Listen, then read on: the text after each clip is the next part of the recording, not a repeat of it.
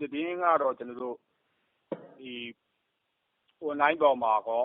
မြန်မာနိုင်ငံနဲ့ပတ်သက်ပြီးတော့အုံးမှန်သတင်းများထုတ်လွှင့်ပေးနေတဲ့ပြည်ခက်မီဒီယာတချို့မှာရောထုတ်လွှင့်နေတဲ့သတင်းတွေတွေ့ရပါတယ်။စက်တင်ဘာလ19ရက်နေ့မှာဒီထုံးစံတိုင်းပါပဲ။ဒီခင်တော့အဝေးတိုင်းဒေသကြီးကျွန်တော်ပေါင်းမြို့နယ်ကျင်းမကြီးရွာမှာမီးရှို့တယ်ဆိုတဲ့ကိစ္စတွေတို့ဒီပြင်အုံးမှန်သတင်းတွေထုတ်လွှင့်နေကြဖြစ်တဲ့ခေတ်သစ်မီဒီယာကနေပြောကြစတင်ထုတ်လွှင့်ကြတာတွေ့ရပါတယ်။အဲဒီမှာတော့ထန်တလန်မြို့မှာရှိရနေတာကျွန်တော်တို့တိုက်ပွဲဖြစ်တယ်ဖြစ်ပြီးရင်ကျွန်တော်တို့ခုနပြောတဲ့ပင်းအုပ်ဆရာပေါ့နော်ပါစတာကျုံးပြဟုံးနဲ့ပတ်သက်ပြီးဒါတမတော်ကပြစ်တဲ့ကြီးထိမှန်သိဆုံးသွားတယ်ဆိုတဲ့ကိစ္စတွေဒါတွေကိုထုတ်လွှင့်ခဲ့တာတွေ့ရပါတယ်ဒါနဲ့ပတ်သက်ပြီးဖြစ်စဉ်အမှန်ကတော့ကျွန်တော်စက်တင်ဘာလ18ရက်နေ့ဒါညနေ4နာရီနဲ့4နာရီခွဲလောက်မှာလေဒီလုံခြုံရေးတောင်းယူနေတဲ့အဖွဲ့တွေကကျွန်တော်ထန်တလန်မြို့မှာလေကင်းဆောင်ရွက်ခဲ့ပါတယ်အဲ့လိုဆောင်ရွက်ခဲ့တဲ့အခါမှာထန်တလန်မြို့အမှတ်1ရပ်ကွက်ရောက်ရှိတဲ့အချိန်မှာတော့ဒါ PDF အမိခံအကြမ်းဖက်တောင်းညံသူအင်အား100လောက်ကဒါမျိုးတွေကနေပြီးပဲဒီရပ်ကွက်တွေကနေရပ်ကွက်တွေကနေပြီးအိမ်တွေကနေပြီးစောင့်ကြိုတိုက်ခိုက်တာတွေဖြစ်ပွားခဲ့တယ်အပြန်အလှန်တိုက်ခိုက်မှုဖြစ်ပွားခဲ့ပါတယ်အဲ့လိုဖြစ်ပွားခဲ့တဲ့အချိန်မှာပဲကျွန်တော်တို့အကြောင်းရင်းစီစစ်တဲ့အကြောင်းရင်းတွေကြောင့်မီးလောင်ကျွမ်းမှု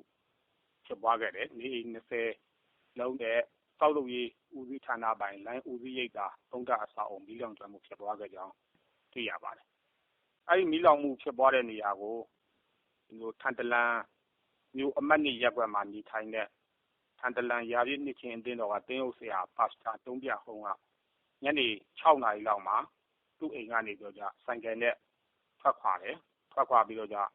အမှတ်2ရပ်ကွက်ကိုကျုပ်လန်းထားသေးဆိုင်အနည်းရောက်ရှိနေမှာကြီးထိမှန်သိဆုံးခဲ့တယ်လို့ကျွန်တော်တို့သိရပါတယ်ကျွန်တော်တို့ဒါစတင်တိုက်ပွဲဖြစ်ပွားတဲ့အချိန်ကကျွန်တော်တို့ညနေ4နာရီကနေ4နာရီ25အထိဖြစ်ပါတယ်သူကြီးထိမှန်သိဆုံးတဲ့အချိန်ကကျွန်တော်တို့ညနေ6နာရီဖြစ်ပါတယ်သူ့ကိုတော့စက်တင်ဘာလ19ရက်နေ့12နာရီမှာကျွန်တော်တို့ထန်တလန်အမှတ်2ရပ်ကွက်ထန်တလန်ပင်ချိုင်းမှာခရီးရန်ဘာသာရေးဆရာများဦးစီးပြီးကုတွင်းတကြူခဲ့ကြောင်းကျွန်တော်တို့သိရပါတယ်အဲ့ဖြစ်စဉ်ဖြစ်ပွားပြီးတဲ့နောက်ပိုင်းမှာခုနပြောတဲ့မဟုတ်မမှန်သတင်းတွေဒါထွက်လာတာဖြစ်ပါတယ်ဖြစ်စဉ်မှာတော့ဒီတိုင်းပဲဖြစ်ပါတယ်အဲ့မှာကျွန်တော်တို့ကဒီထန်တလန်မှာစက်တင်ဘာလ18ရက်နေ့ဖြစ်ပွားခဲ့တဲ့ဖြစ်စဉ်မှာ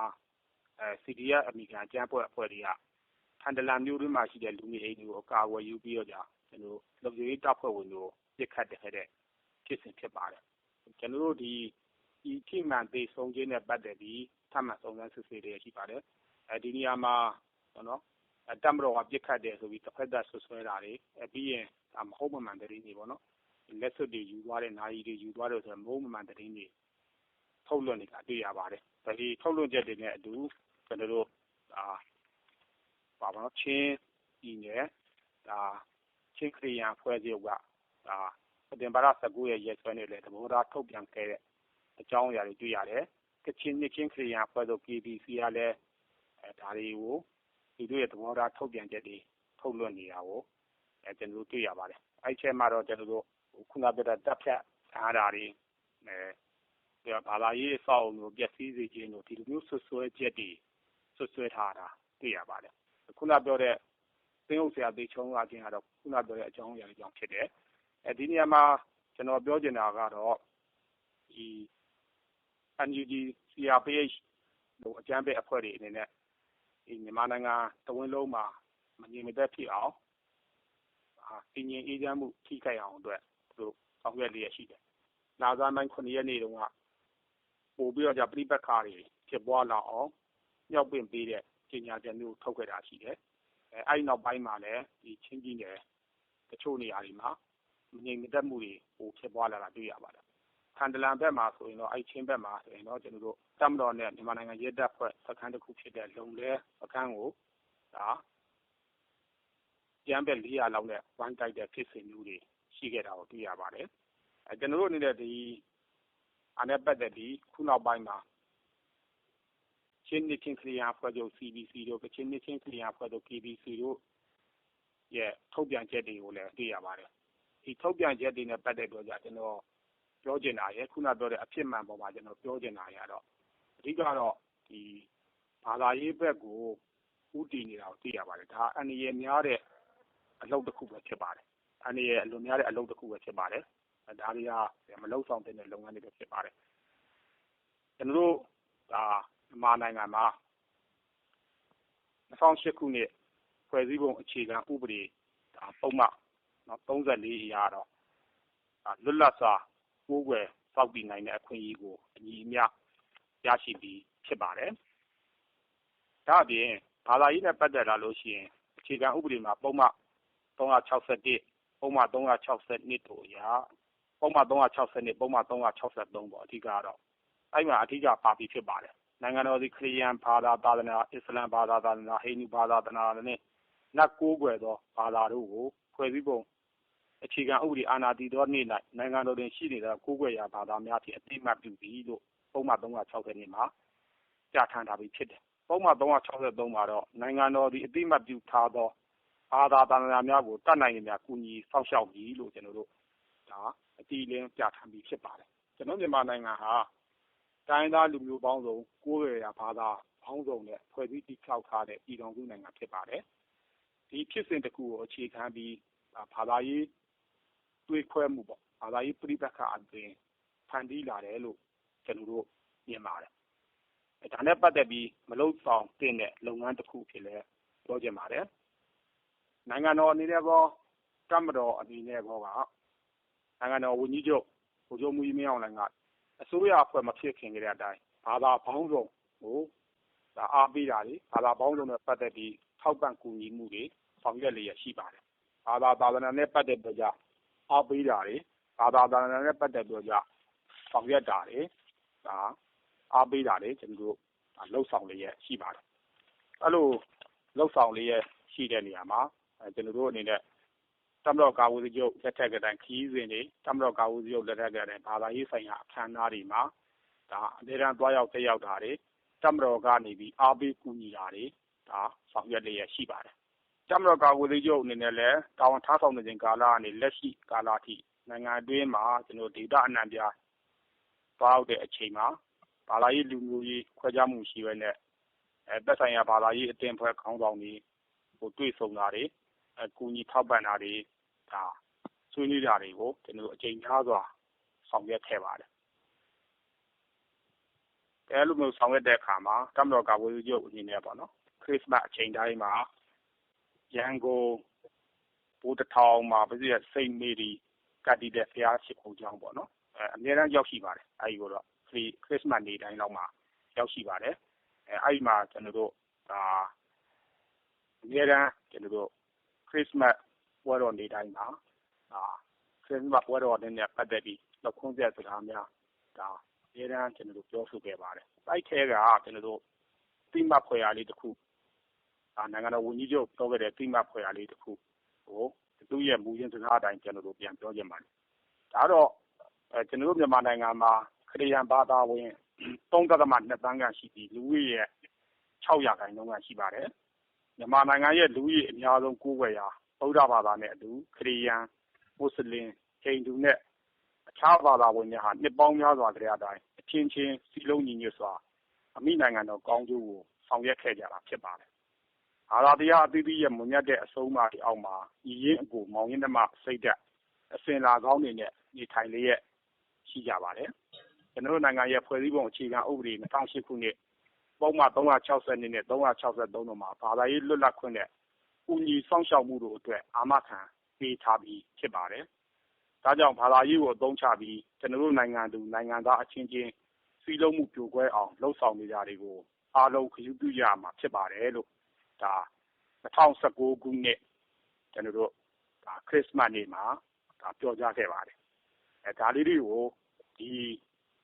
ဒါကိုကျွန်တော်တို့ဒါပြုဖို့လုပ်တယ်လို့ပြောချင်ပါတယ်ဒီချိန်မှာ NUG CRPH လို့အဖွဲ့အစည်းတွေခုနပြောတဲ့ပြည်ချက်မီဒီယာတွေအနေနဲ့မဟုတ်မမှန်သတင်းတွေထုတ်လွှင့်နေမှာဖြစ်ပါတယ်ခုနပြောတိုင်းသားလူမျိုးအချင်းချင်းစိတ်ပန်းခွဲအောင်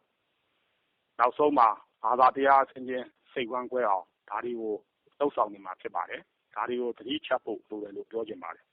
နောက်တစ်ခုပြောချင်တာကကျွန်တော်တို့အနေနဲ့ဒီခရစ်ယာန်အသင်းတော်တွေနဲ့ပတ်သက်ပြီးကျွန်တော်တို့ပြောချင်တာပေါ့နော် ဒီ KBC ပေါ့နော် KBC ကချင်ခုနထုတ်ပြန်ခဲ့တဲ့အထက်မှာချင်းခရီးယန်အသင်းတော်ပါတယ်ကချင်ခရီးယန်အသင်းတော်ပါတယ်ဒီကျွန်တော်တို့ကချင်ပြည်နယ်မှာရှိတဲ့ဒါ KBC ဖွဲ့ဆိုရင်ခုနသတင်းပေါ်ပေါ့နော်သဘောထားထုတ်ပြန်ခဲ့တဲ့အဖွဲ့ပေါ့နော် KBC ဖွဲ့နဲ့ပတ်သက်ပြီးပြောတာဒီတက်မတော်ကာကွယ်ရေးဦးချုပ်ပြောခဲ့တဲ့အတိုင်းတော်တော်ရင်းနှီးတဲ့အဖွဲ့ဖြစ်ပါတယ်တော်တော်ရင်းနှီးတဲ့အဖွဲ့ဖြစ်ပါတယ်ကျွန်တော်တို့တက်မတော်တွေလည်းကူညီမှုတွေပံ့ပိုးမှုတွေငြိမ်းချမ်းရေးအရာဒါပေါ့နော်ဆောင်ရွက်နိုင်ဖို့ဒါလှုပ်ဆောင်ချက်တွေလှုပ်ဆောင်ခဲ့တဲ့အဖွဲ့အစည်းဖြစ်ပါတယ်ဒီသူတို့အဖွဲ့အနေနဲ့ကတော့သူတို့ရဲ့စိတ်ပူပန်မှုကိုပြောတာဖြစ်ပါတယ်စိတ်ပူပန်မှုကိုပြောတဲ့ပတ်သက်ပြီးကျွန်တော်တို့အနေနဲ့ဒါအပြစ်တင်လို့ခြင်းမရှိပါဘူးသို့တော့ဒီစိတ်ပူပန်မှုဟာမဟုတ်ဘူးဆိုတဲ့အကြောင်းကိုဒါခရီးယန်ဘာသာဝင်များအားလုံးလည်းသိစေလိုပါတယ်ဒီ KBC ဖွဲ့တာဆိုရင်ကျွန်တော်တို့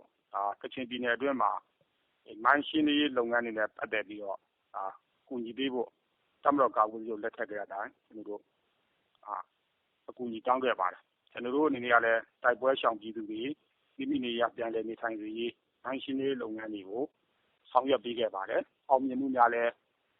ရှိခဲ့ပါတယ်ဒါအပြင်ဒီလိုကချင်ပြည်နယ်မှာ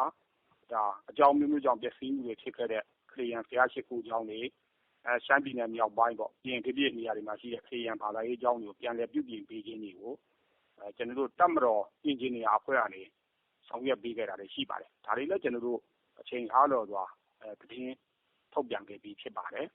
ဒီဟာတွေကိုကျွန်တော်တို့လှုပ်ဆောင်ပေးနေရှိပါတယ်အခုကျွန်တော်တို့ဒီကိုဗစ်-19ပေါ့နော်ကာယောဂါကာဝယ်ထိန်းချုပ်ကုသရေး